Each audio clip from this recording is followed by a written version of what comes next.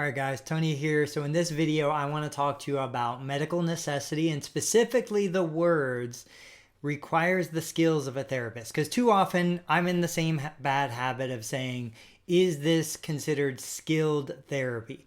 I know it's still in the Medicare lexicon, but I want us to focus on asking the question, does this require the skills of a therapist? So join me on my screen. We're going to jump into one of the LCD policies from CGS. My Mac is CGS.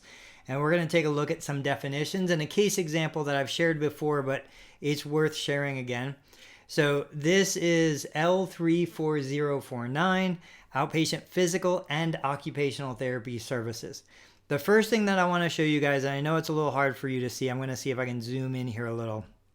Under the definitions section, skills of a therapist right here are defined by the scope of practice for therapists in that state. So the first thing we need to do is go to the State Practice Act, look at the scope of practice for a therapist in that state to really get a sense for, okay, what requires the skills of a therapist? We need to look beyond the context of just medical necessity. We need to look at your professional education. What were you trained to do? In CMS Chapter 15, Medicare talks about evals and re-evals, talking about developing a plan of care, establishing goals based on the patient's current functional status and limitations, determining if the patient needs any kind of medical equipment, educating the patient, the caregiver, family on how to help the patient. There's about 6 or 7 criteria that Medicare lays out in CMS Chapter 15. I'll review those in another video, but that's a great place to start because definitively, I can't imagine a single person that would look at those criteria and say, no, that doesn't need the skills of a therapist. Like a physical therapy evaluation requires the skills of a therapist. There's no way around that. One thing that's interesting though, in that document is nowhere does it say delivering the treatment, counting reps, counting sets. None of that is really covered under the skills of a therapist. But anyway, I digress. So back in this section, looking at medical necessity, I think this is an important component. So services which do not meet requirements for covered therapy, right? Obviously, those are not covered services. Services related to recreational activities. I'm going to highlight this. Services related to recreational activities such as golf, tennis, running are also not covered therapy services. Now, here is my dilemma, and I want to have a candid conversation about this because I came out of a clinic. We started our clinic down in Sarasota, Florida. We were on Siesta Key. We were in a very affluent community. So many of my patients were coming to me wanting to play golf, wanting to play tennis. Maybe they had a nagging pain condition. Maybe their shoulder hurt, their neck hurt. But ultimately, they were fully functional. These were individuals that dressed themselves, bathed themselves, fed themselves. They were managing their finances. They drove to my clinic or rode their bicycle. These were individuals that were participating in church and other community activities. They really had no functional deficits. Were they operating at their maximum capacity? No, not at all. Could they be better? Yes, 100%. I've never met a human being that couldn't do better. But that's not what Medicare is paying for. Medicare doesn't cover us to get them better. Medicare is covering services that require the skill of a therapist. So we need to look at our professional education and we need to determine, where is the patient now? Where were they prior? Does this require the skills of a therapist? If there is, this is a frequent example, an unhealed, unstable humeral fracture and the patient requires passive range of motion through the glenohumeral joint, that requires the skills of a therapist. I'm never going to refer a condition like that out. If the patient's coming to me for the first time for education and developing a treatment plan that may or may not include covered services. As a physical therapist, that's what I do. I am licensed to provide a physical therapy evaluation. Now within the evaluation, I might determine, hey, this person is doing great. They don't need physical therapy. They need golf performance. I've cleared the red flags. I've made sure everything is where it needs to be. And I've shown them 2 or 3 things that they can do on their own. They've proven to me that they can understand what I'm saying, that they can recall and repeat the exercises that I've shown them. Physical therapy is done.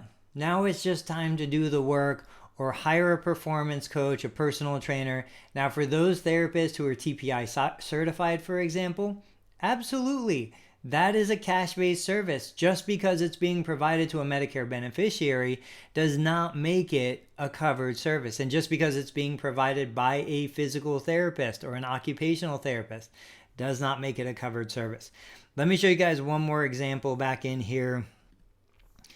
So, to be considered reasonable and necessary, the services must meet Medicare guidelines.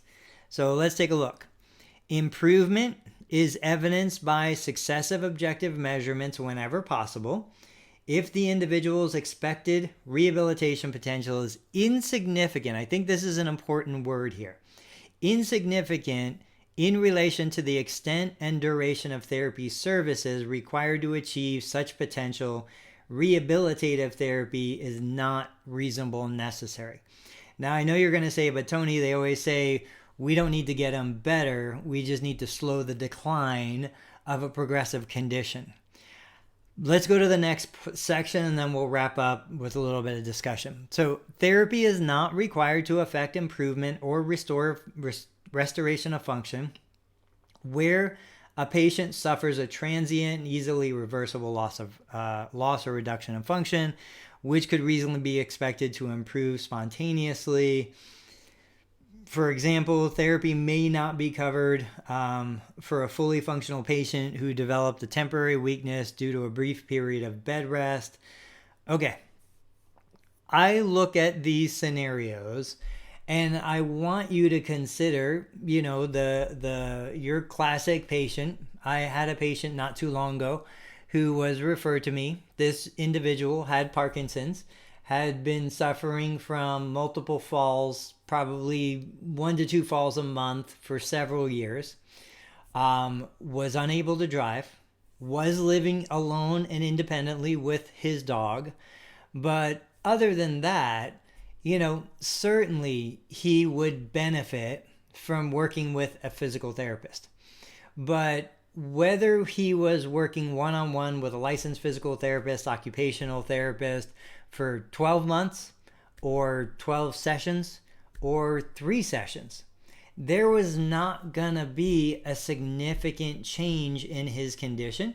He was not going to experience a significant decline in function. He was not going to experience a significant improvement in function. He was steady Eddie. He was going to stay right where he was. Now, his name wasn't Eddie.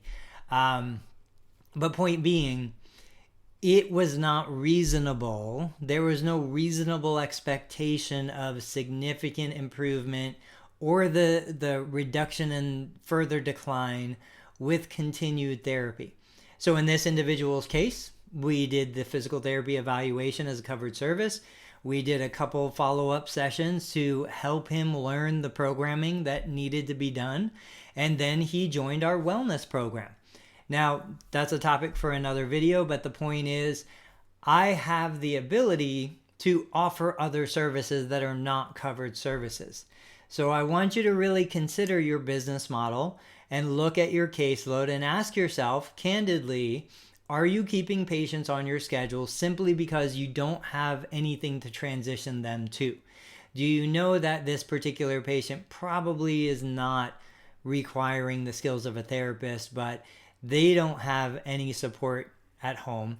You don't have another way to provide them with services because you're a mobile therapist, and you're stuck in this in between where you know that if you discharge them, something bad could happen, but you know that you're not really capable of keeping them on any longer than you already have.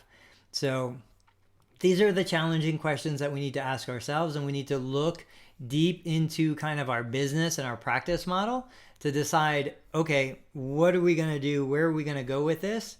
Because we know that it's not sustainable to keep every single person on therapy as a covered service, because really there's going to be a point in time where it's no longer medically necessary. So guys, I want to have more of these conversations. If you think this is helpful, if this helps stir some questions up, post them in the comments below. Otherwise, I'm going to catch you on the next video. Thanks for watching.